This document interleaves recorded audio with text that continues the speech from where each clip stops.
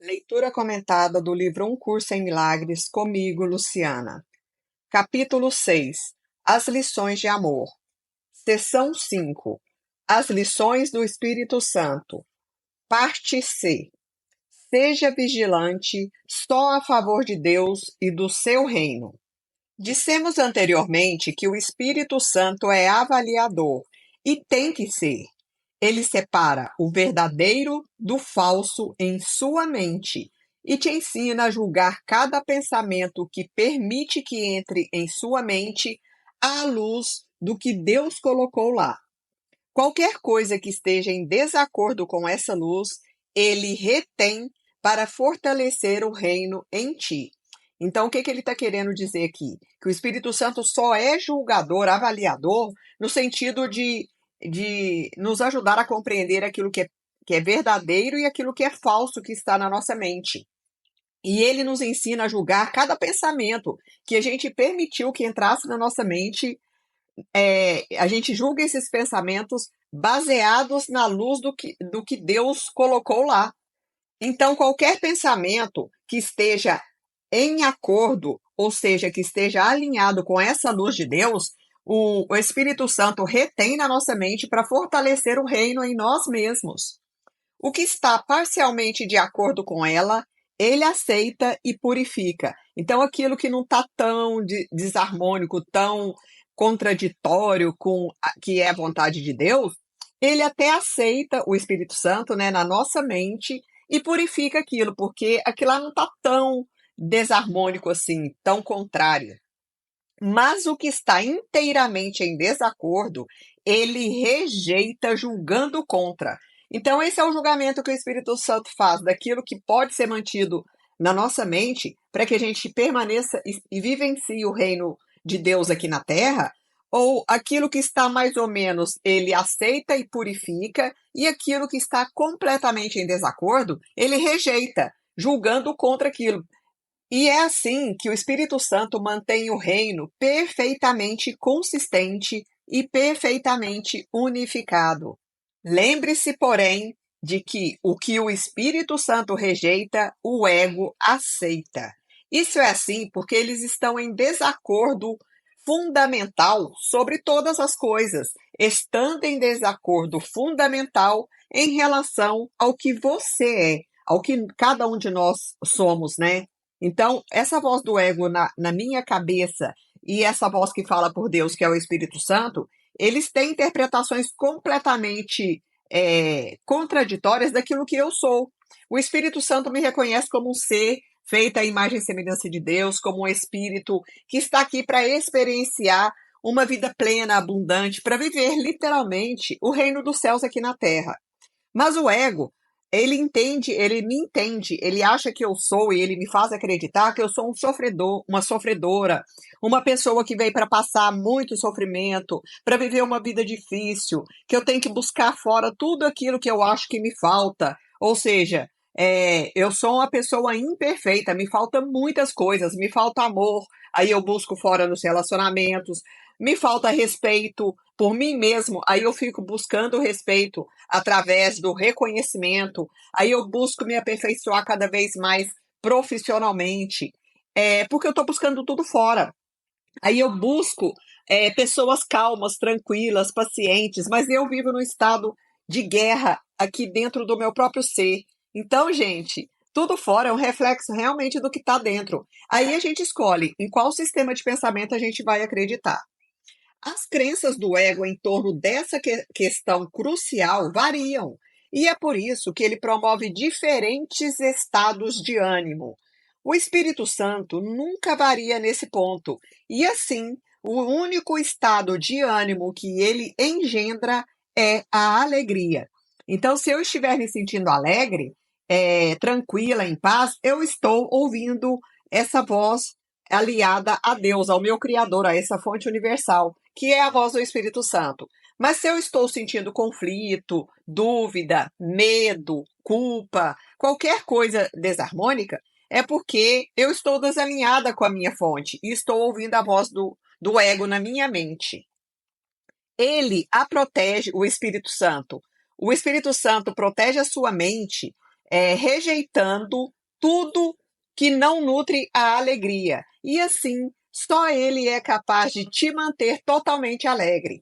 O Espírito Santo não te ensina a julgar os outros, porque ele não quer que ensine o erro e que o aprenda, e que a gente aprenda a partir desse erro, né, do julgamento.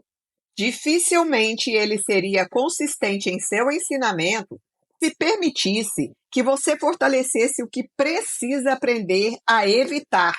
Então, ele não permite que a gente fortaleça aquilo que a gente deveria evitar, que são esses enganos e essas ilusões. Na mente de quem pensa, portanto, ele é julgador, mas só no sentido de unificar a mente, de modo que ela possa perceber sem julgamento. Isso faz com que a mente seja capaz de ensinar sem julgamento e, por conseguinte, de aprender a ser sem julgamento. O desfazer só é necessário em sua mente, de modo que você não venha projetar em lugar de estender. Então, por que ele busca desfazer esses equívocos? Porque isso é necessário na nossa mente, na mente de cada um de nós, de modo que a gente não projete fora algo que é do ego e que a gente sim possa estender, que é a nossa função aqui. Então, que a gente não entre nesse engano. O próprio Deus estabeleceu o que pode estender com perfeita segurança.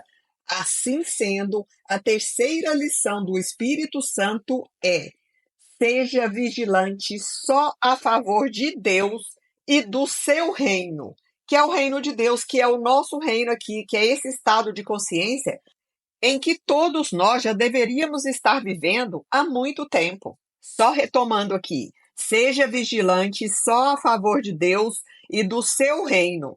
Esse é um passo da maior importância em direção à mudança fundamental. Contudo, ainda há nele um aspecto da reversão do pensamento, uma vez que implica que há alguma coisa contra a qual você tem que ser vigilante.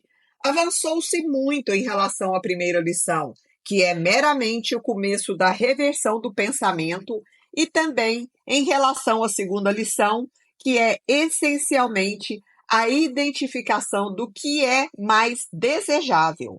Esse passo, que decorre do segundo, assim como o segundo passo decorre do primeiro, enfatiza a dicotomia entre o desejável e o indesejável. Portanto, faz com que a escolha final seja inevitável.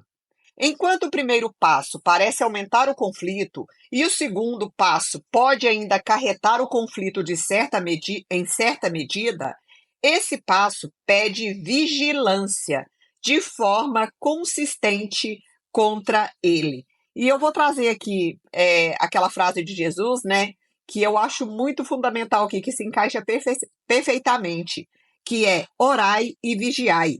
Ou vigiai e orai, acho que é essa a ordem certa, né? Não sei. Mas ele pede que a gente vigie. E vigie o quê? Os nossos pensamentos. Qual o sistema de pensamento que eu estou validando na minha vida? Essa é a informação, a sabedoria intrínseca nessa frase. Eu já te disse que pode ser tão vigilante contra o ego como a favor dele. Essa lição não ensina somente que pode ser vigilante, mas também que tem que ser vigilante.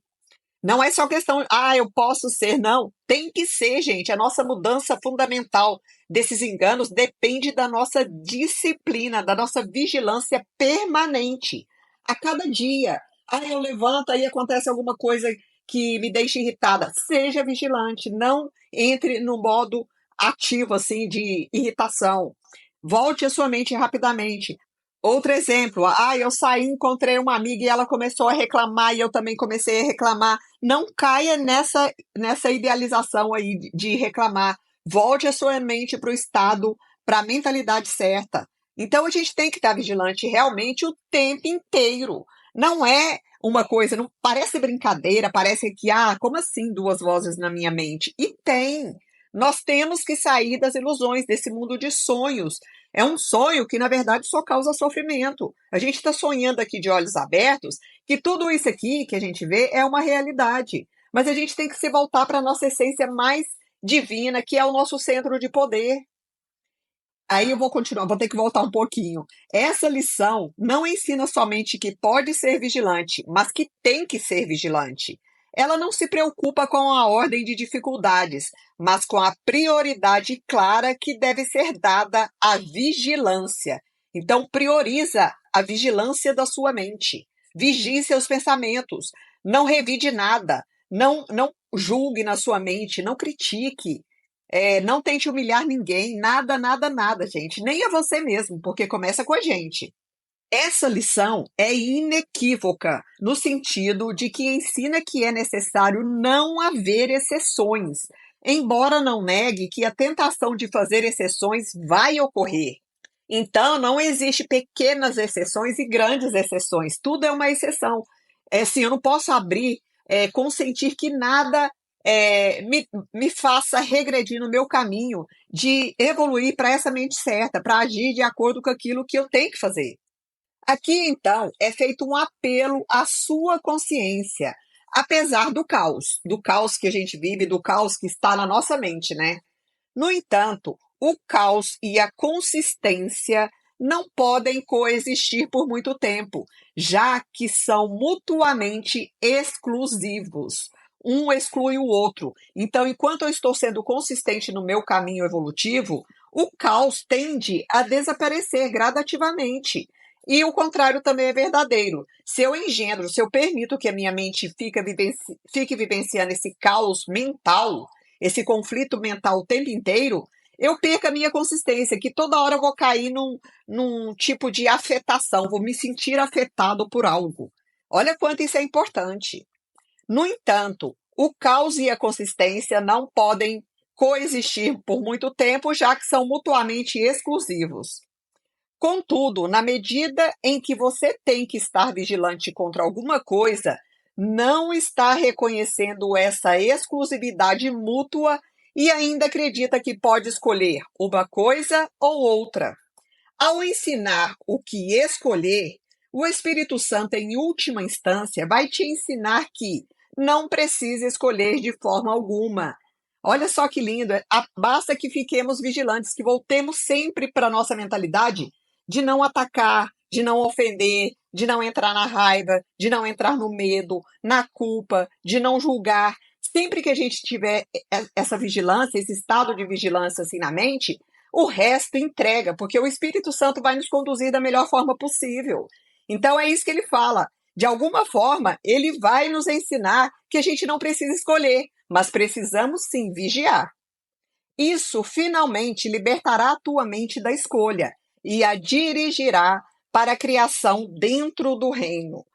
A escolha, através do Espírito Santo, vai te conduzir ao reino. Você cria através do que você é verdadeiramente. Mas o que você é, você tem que aprender a se lembrar. O caminho para se lembrar disso é inerente ao terceiro passo, que reúne as lições implícitas nos outros passos e vai além, rumo à integração real. Se você permitir ter em sua mente só o que Deus colocou lá, está admitindo a sua mente tal como Deus a criou. Portanto, agindo assim, você está aceitando como é. Você né? Está aceitando a sua mente como ela realmente é. Já que ela é íntegra, está ensinando paz, porque acredita na paz. Deus ainda dará o passo final por você, mas à altura do terceiro passo, o Espírito Santo já te preparou para Deus. Ele está te aprontando para a tradução de ter em ser, pela própria natureza dos passos que você tem que dar com ele. Você, em primeiro lugar, aprende que ter se baseia em dar e não em receber. Em seguida, você aprende que só aprende o que ensina e que quer aprender paz. Essa é a condição para a identificação com o reino, já que é essa a condição do reino. É o estado de paz, o estado de consciência em que a gente vivencia a paz. Esse é o reino dos céus aqui na terra. E também o inferno, entre aspas, É essa mente que está sempre sofrendo por alguma coisa com o que aconteceu no passado, com o que vai acontecer no futuro. Esse é o nosso inferno mental. Então, olha que lindo, gente. Nossa, isso é muito poderoso. Eu espero realmente que eu esteja conseguindo passar para cada um de vocês o que está sendo dito aqui. É lógico que isso vem permeado com o meu entendimento, mas eu acredito que esteja mais ou menos no caminho, né, do que Jesus está tentando nos dizer, que o reino de Deus é um estado de paz na mente. E olha só o que ele nos traz aqui. Você tem acreditado que está sem o reino, tendo, portanto, te excluído dele na tua crença. Por conseguinte, é essencial te ensinar que não há dúvida quanto à sua inclusão no reino. Ele está dizendo que é essencial que a gente tenha essa consciência de que a gente tem o reino dos céus, o reino de Deus aqui dentro de cada um de nós, da nossa mente. Só precisamos ouvir a nossa mentalidade que fala a favor de Deus e não a voz do ego.